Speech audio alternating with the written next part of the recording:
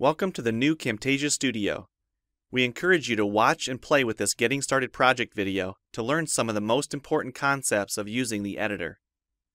If you want more in-depth tutorials that will walk you through the entire process of recording, editing, and sharing your videos, then please watch the Getting Started tutorials using this link under the Help menu.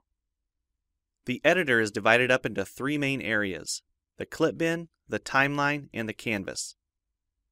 The canvas is where you see your video during playback and can move, resize, and reposition all media however you want.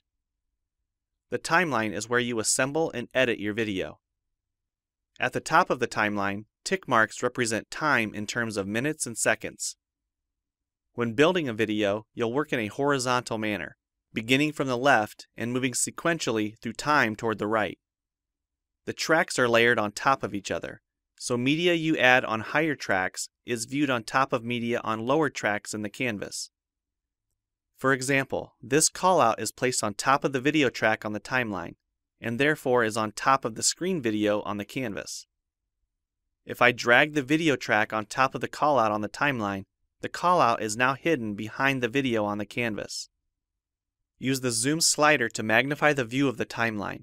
This is very helpful when making precise cuts and selections, like removing ums in your audio.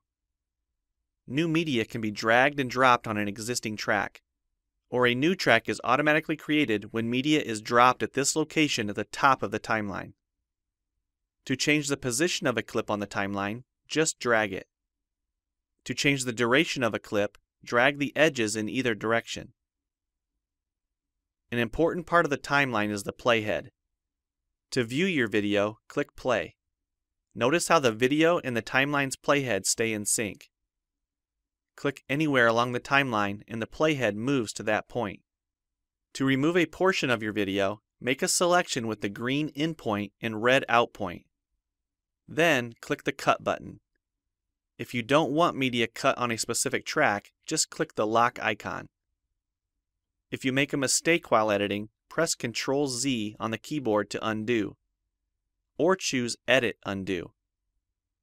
Double-click the playhead to deselect. Next, we'll look at the clip bin in the library. The clip bin holds recordings, audio files, images, and title slides being used in the project you're currently working on. The library stores video clips, intros, callouts, title slides, and other media assets you want to use from project to project. It is pre-populated with professional content you can use in your videos.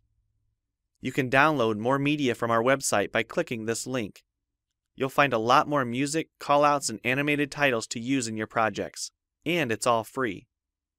Once you find something you like this callout for example, just drag it to a track on the timeline and resize and reposition it as needed. Double-click the callout on the canvas to open the Callouts tab and edit the text, or change any of the text properties like color or size. You can find a number of other callouts to use in your projects by expanding this Shapes menu.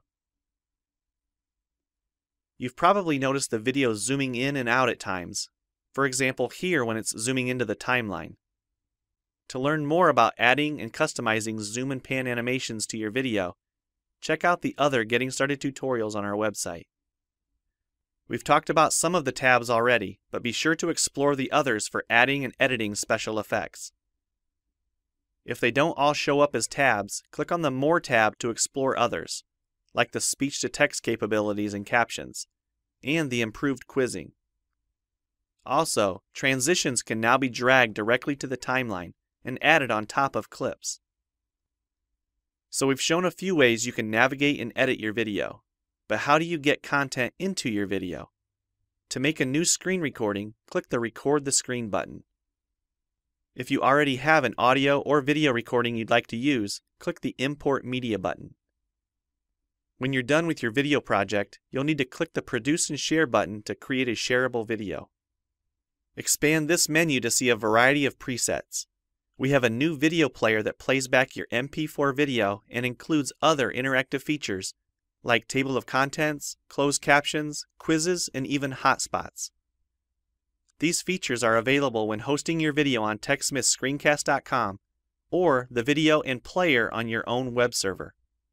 This player provides playback on multiple devices with just one video, whether it's a phone, tablet, laptop, or desktop computer. Well, it's time for you to try Camtasia Studio for yourself using the content on the timeline, or better yet, create your own. We have lots of free tutorials on our website, and I recommend you begin with the Getting Started series. Also, the help file inside Camtasia Studio tells you how to use each of the Camtasia Studio features and applications.